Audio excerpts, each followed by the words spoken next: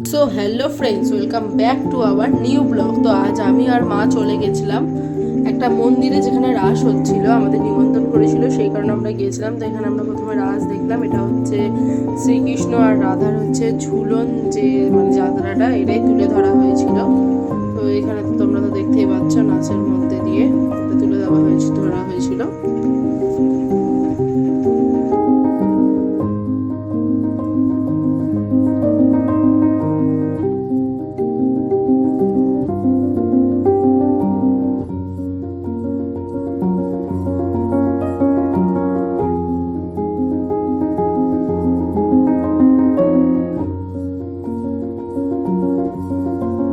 এই রাসটা এমনই, এখানে শ্রীকৃষ্ণের মানে জন্ম থেকে নিয়ে একদম বিয়ে পর্যন্ত মানে পুরোটাই মানে দেখানো হয়েছিল। তো অনেকটাই দেরি হয়ে গেছিলো আমাদের, প্রায় বাড়িতে আসতে আসতে প্রায় 12টাই বেজে গেছিলো। আমরা পুরোপুরি দেখে নিয়ে তারপরে এসেছিলাম।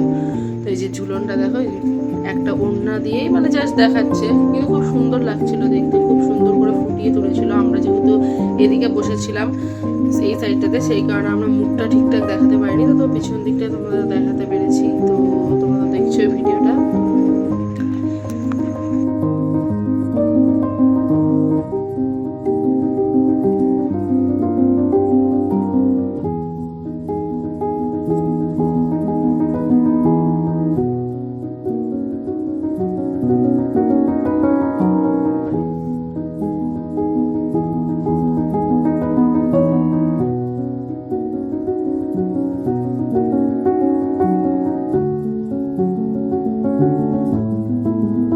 আর এদিকে হচ্ছে অষ্টসখী, যেটা অষ্টসখী দুটো সখী এখন আপাতত নাচ করছে, এটাই মানে বোঝানোর চেষ্টা করছে নাটকের মাধ্যমে। তো আমরা এটা দেখলাম, খুবই সুন্দর মানে ফুটিয়ে তুলেছে নাটকটা।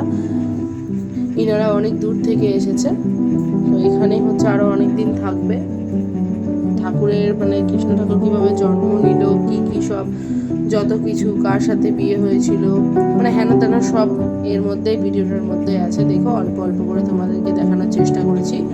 তোমরা বলবে কে কে এরকম বা কাদের বাড়ির কাছে রাস দেখেছো তোমরা। তো আমি তো আমার বাড়ির এখানে রাস দেখেছি, এটা একদিনের মধ্যে ফুটিয়ে তুলেছি। তো আমার মাও দেখলো। আর এদিকে প্রচুর প্রচুর লোক এসেছিল, সবাইকে ইনভাইট করেছিল বলে এসেছিল সবাই।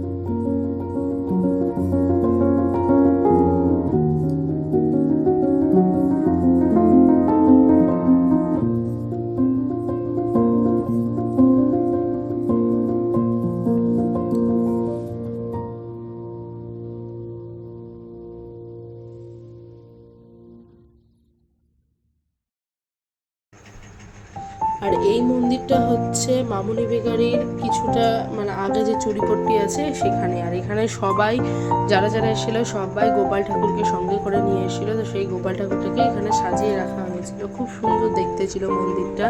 তো আমার খুব ভালো লেগেছে, এত সুন্দরভাবে সাজানো। এখানে রাধা কৃষ্ণ সব ঠাকুর আছে, প্রায় গোপাল ছোট থেকে বড় যার যার বাড়িতে ছিল তারা তারাই মানে সবাই প্রায় নিয়ে এসছে। তো এখানে গোপাল ঠাকুরের জন্য অনেকগুলো ভোগের আয়োজন করা হয়েছিল। ভোগটাই তোমাদের দর্শন করাবো, দেখো ভিডিওর মাধ্যমে।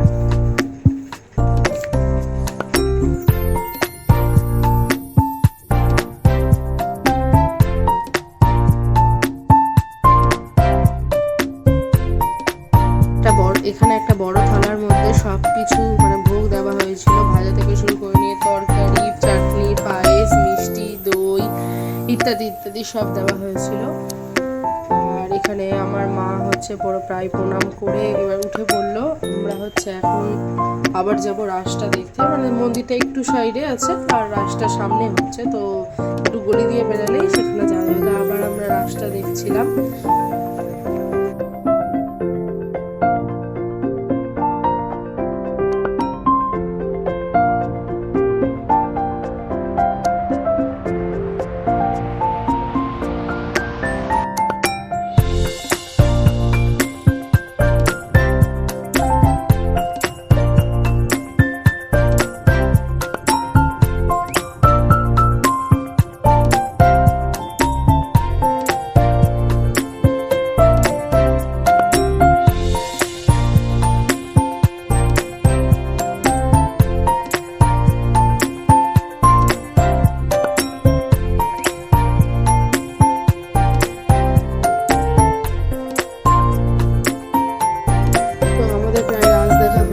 সেই কারণে আমাদের কাকিমারা সবাই বললো খেয়ে নিতে। তো প্রথমে পাতা আর গ্লাস দিয়ে দিয়েছিল। তো এখানে আমার একজনের হাতে লেগে জল পড়ে যাওয়াতে মানে আমার ফোনটা পড়ে গেছিলো, তো ভিডিওটা ঠিকঠাক এখানে হয়নি। এরপর হচ্ছে আমাদেরকে ফ্রাই যেটা পোলাও দিয়ে দিয়েছিল আমাদেরকে, আর আলুর দম। তো এটাই ছিল রেসিপি। তারপরে আবারও আমরা যেটা মানে লাস্টের ব্যাচে আমরা বসেছিলাম, আমরা তো বাড়ির লোক সবাই, তো লাস্টের ব্যাচে বসার জন্য আমাদের হচ্ছে পোলাও আর আলুর দমই মানে রাখা ছিল, তো সেই কারণে ওটাই খেলাম। এরপর হচ্ছে যে ঠাকুরের যেটা বিয়ে হচ্ছে রাধা আর কৃষ্ণর, এখানে পুরোপুরিভাবে যেমন বিয়ে হয় সেই রকমভাবে বিয়েটা হচ্ছে। মানে কৃষ্ণ ঠাকুরকে এখন ঠাকুর পরাবে, রাধা রানীকে সাজাবে পুরো।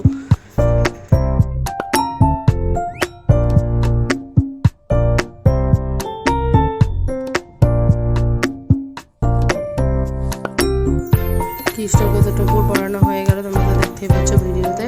আর কৃষ্ণর মাথা থেকে টপুর খুলেও পড়ে যাবে, এই যে দেখতেই পাচ্ছ তোমরা। আর রাধা রানীকেও এখন হচ্ছে মুকুটটা পরাবে।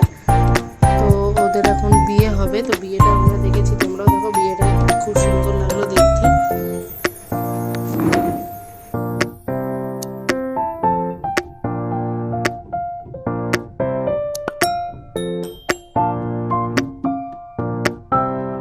একদম মানে মালা বদল শুরু হয়ে গেছে। তো একজন একজনকে মালা পরিয়ে দিল, রাধা আর কৃষ্ণ দুজনকে মালা পরিয়ে দিল, বিবাহটা পুরোপুরি হয়ে গেল। এরপর হচ্ছে 7 পাক ঘুরবে, ওটাও ভিডিওটা করেছি, তোমরা ভিডিওটা দেখতে থাকো।